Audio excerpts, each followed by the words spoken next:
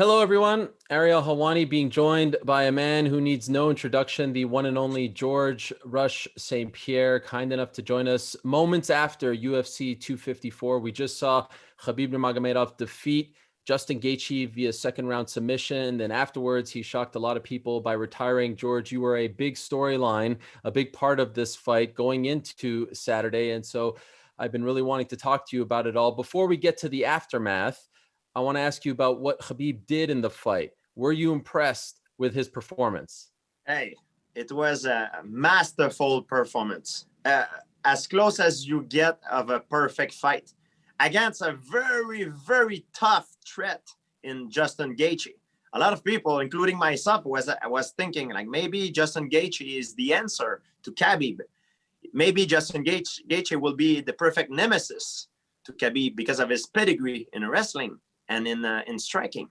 However, Khabib did I would not say the unthinkable, because Khabib is undefeated and he's so good, but nobody I think could think that Khabib will do a performance and it seems so easy for him. It was just amazing. And so from an analytical standpoint, what impressed you about his pressure? Because it seemed like he didn't let Justin breathe out there, right? He was constantly coming after him. And Justin has been hailed as someone who now is a much more relaxed fighter, but he started to get wild. What impressed you about what he did out there from an analytical standpoint? He beat Justin everywhere. He treated him standing up. He treated him with this wrestling on the ground. Even at the end of the first round, Justin was in bad position. Justin looked like he was overwhelmed. It looked like he was like panicking, like he didn't know what to do. Like the threat were coming from everywhere, from under, from over, from everywhere. Like it was just a masterful performance. What about that submission in the second round, the transitions on the ground?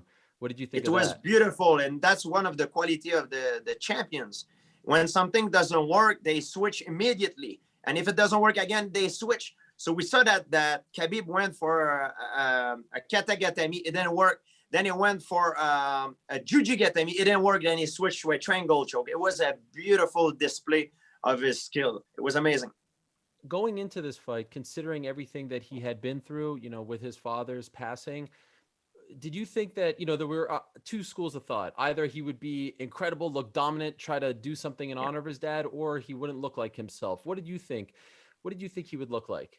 Well, if statistically speaking, if you look at the past experience in the fight games, normally these things has a negative effect on the performance of a fighter. But that's the quality of a champion. Khabib took it and used that as a positive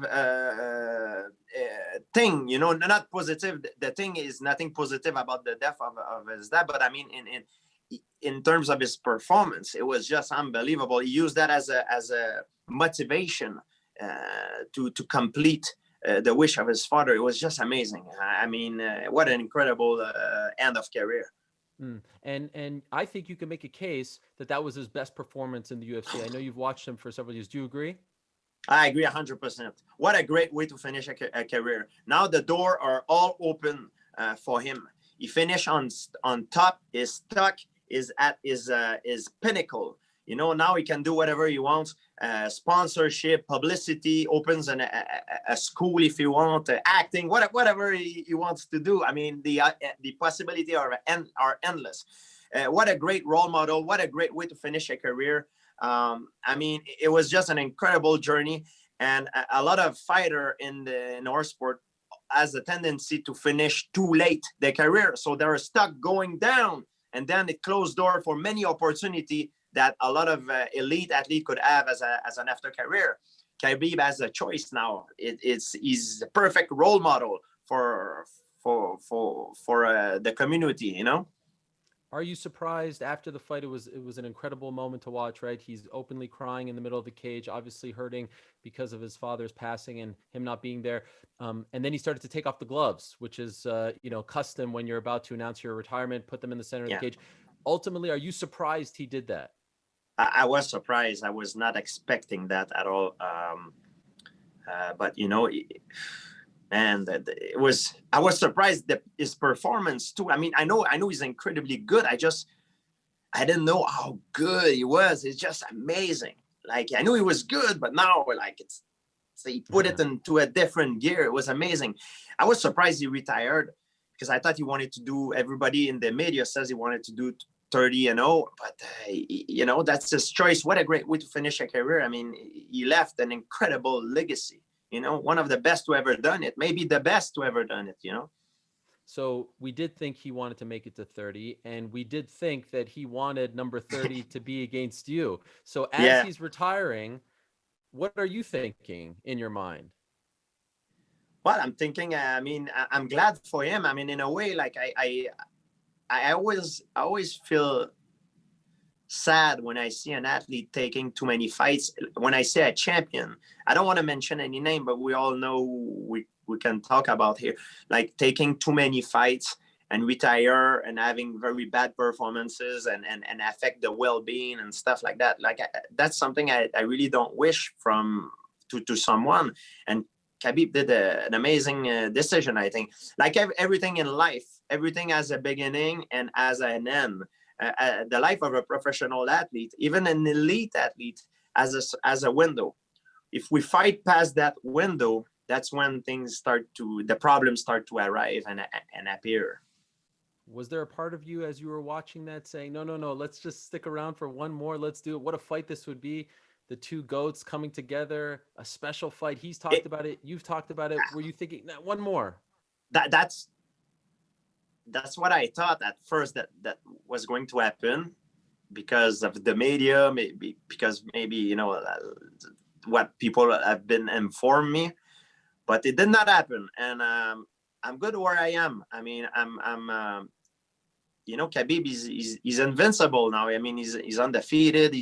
It was a perfect career. There is nothing we can say bad about him. It's a perfect career, like 29-0, like, and he retire on top with the best performance of his career. I'm like, what do you want more? I mean, it was incredible. It was a perfect fight in a perfect career, as close as it gets. I remember when you announced your retirement in February of 2019 in Montreal. Moments after the news came out, he went on social media and said, George, please stick around. Let's figure it out. Because you said the only fight that interests you was Khabib, right? You wanted to be the one guy to beat him. Would you like to say the same to him now? Please stick around. Let's fight one more time. Maybe normally I would, but because of the circumstances, I would never dare to do that. I mean, I'm not in his shoes, and he's going through a tough time because of his father passed away, and he has time. He needs times to mourn his father, and for the respect, because I respect Khabib a lot. I mean, what we do is a sport. Now this goes beyond sport, goes to on the human side, and I just wish him and his family. He made a promise, the best, you know, and I mean, I'm very happy as a fan of Khabib to see the way he finished his career in a way. Yeah, of course, as a competitor, maybe I would like to make, and I would have liked to have had an agreement and to make a fight with him, to organize it for us as a fighter, but also for the fan. But as a human being, I'm very, very happy for him. I mean, what a great career. What a great way to finish a career and leave a perfect legacy into the world of sport. You have retired on top. You did it essentially twice, right? Back in 2013, you didn't say the R I didn't retire the first time, Ariel. Okay. I did not. Fair enough. People, they misinterpret. I took a break. And I never retired. I retired once. Okay, fair enough. But you did take a break, a long break, and there was a time where people thought you might never come back. I'm just wondering, you see him, you see how good he is, the kind of competitor that he is, and obviously the circumstances are very different because, you know, he has a broken heart and it's for his father. But considering how young he is, only 32, and the minimal amount of damage that he has taken throughout his career, do you believe in your heart that was the last time we see him compete? I don't know. I mean, you never say never, and I don't want to say anything that will speculate any any way that we could make a fight, because I don't want the reporter to put that into his head and, hey, what about George? I don't want that. It's a disrespect according to the turns of event that has happened in his life. I mean, I want him to go with his family in peace and have the peace of mind, not thinking about fighting, and just relax, enjoy your retirement. And I know if one day you want to come back and do it, our manager will talk, whatever. But man, what a great way, what a legacy, what a model in the sport. It's just unbelievable. I've asked you many times if you're the greatest fighter of all time, and every time I ask you that, you say no, and you have different answers. But I'm asking you now: do you think Khabib is the greatest fighter of all time, considering the perfect record? There's many guys that has been the greatest fighter of all time. You cannot. It's an impossible thing to be the greatest fighter of all time. We all have moment that we shine, that we share that greatest of all time. Khabib tonight, what we saw in his performance was the greatest of all time. Anderson Silva, when he knocked out Victor Belfort, was the greatest of all time. John Jones, when he beat Daniel Cormier or Gustafsson, also was the greatest of all time. Adesanya, when he beat Paulo Costa last time, was an amazing was the greatest of all time. Everybody, BJ Penn has his moment when he beat Matt Hughes, was a great. Everybody has their own moment, their lights, the moment that they shine. But like everything in life, everything has a beginning and everything has an end. We all have our window of being the greatest of all time. Like everybody that has a flawless performance has that title, greatest of all time. But it's just a fugazi. It's something that appears and will disappear in a second. After when your performance is over, it disappears, because that moment will never happen again. The universe has changed, and it's just a fugazi. I don't believe in this debate. I mean, it's a silly way to look at things in a way, There's many guys that could be claimed to be the greatest of all time, and for sure Khabib is one of them, 100%, especially after what he have done tonight. Have you ever met him? I've met him a few times, yes. When was the last time? He's a very nice guy, a very nice guy. We come from a very different culture, but he's a very nice, calm human being, from what I've seen. When's the last time you spoke to him? Spoke to him. I've seen him in Russia. Last time I was in Russia, in Moscow. Okay. He's very nice. I was there to corner a training partner of mine, and I was in a hotel where there were a lot of fans, and he took a room. He paid a room for me at the Saint-Regis Hotel. He says, George, don't stay at this hotel. There are too many fans. I book you a room. It's on me.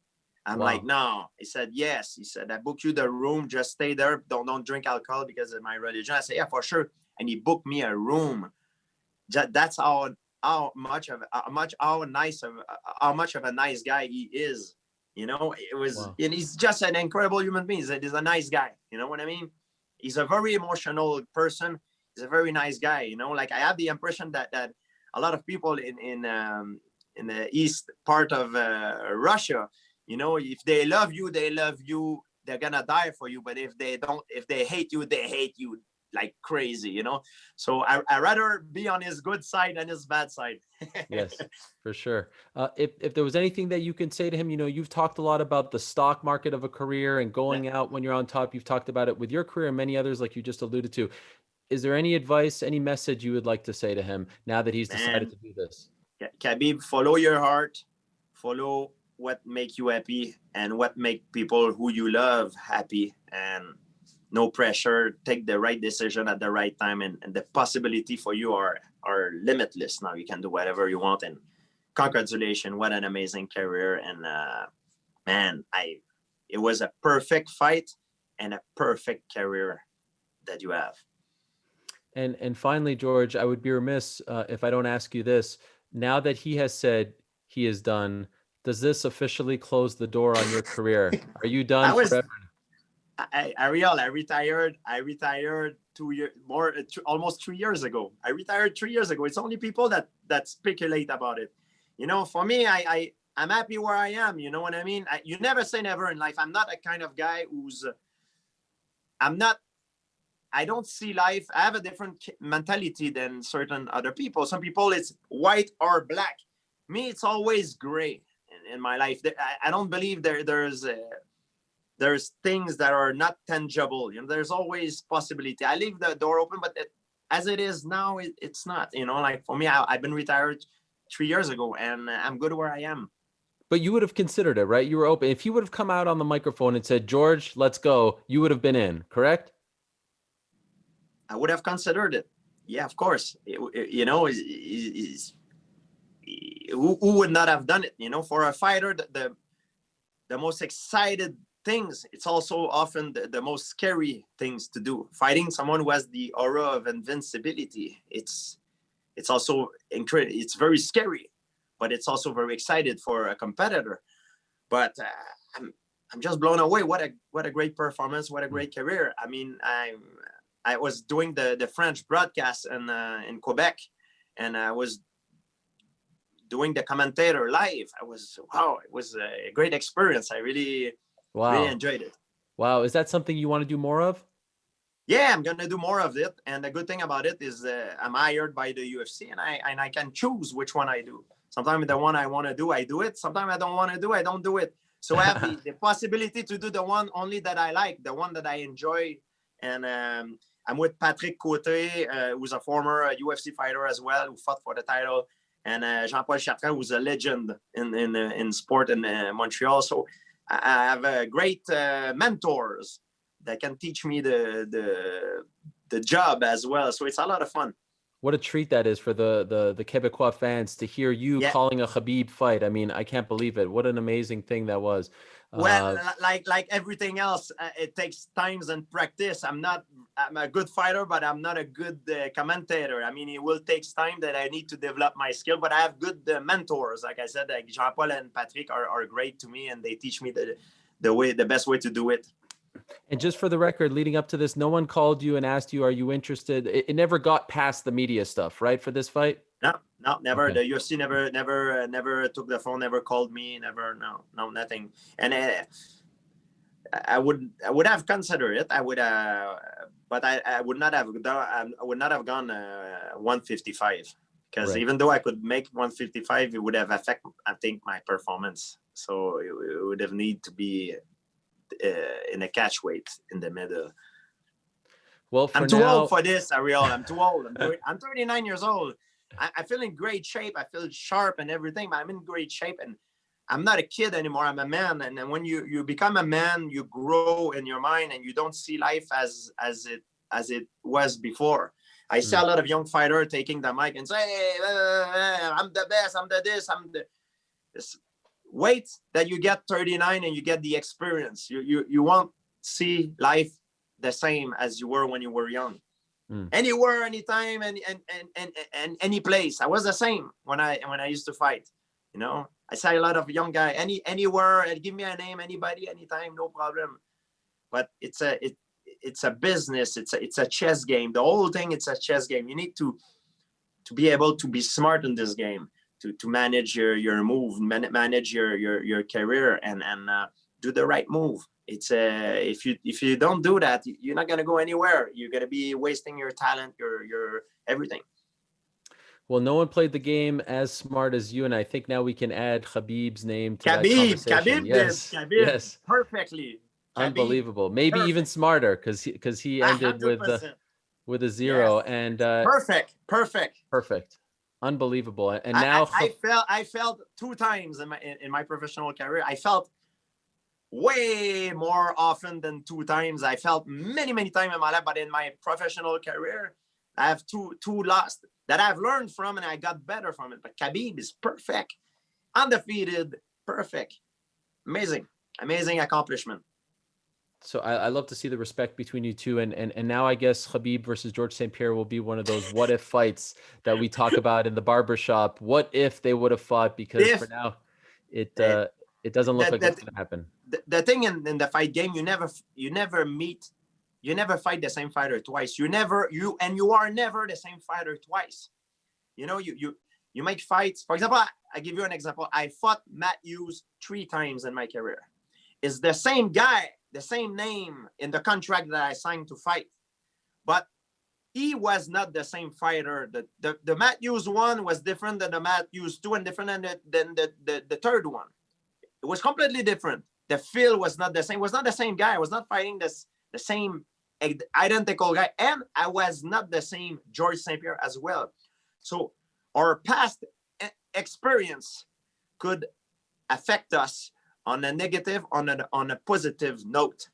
It depends how we learn and we come back from it. Amazing to talk to you, George. On a night like this one, with Khabib retiring, to get your perspective, I thought maybe we would talk about, you potentially fighting him. Instead, we get amazing perspective from you. This is great stuff. So I can't thank you enough, George, for talking to me after your work. I wish I could have heard the broadcast. That would have been a lot of fun, but I'm sure it was great. And congratulations. I haven't talked to you. Congratulations on this new journey as a broadcaster. Now you're on our side of the table. I love it. Yeah, I can talk shit, like you say. No. I'm not doing this. I love it. You're George, gonna censor me. Beep. Yes, we always will. Thank you so much, George. Appreciate it. Thank you, guys. Take care. Cheers. Thanks for watching ESPN on YouTube. For live streaming, sports, and premium content, subscribe to ESPN+.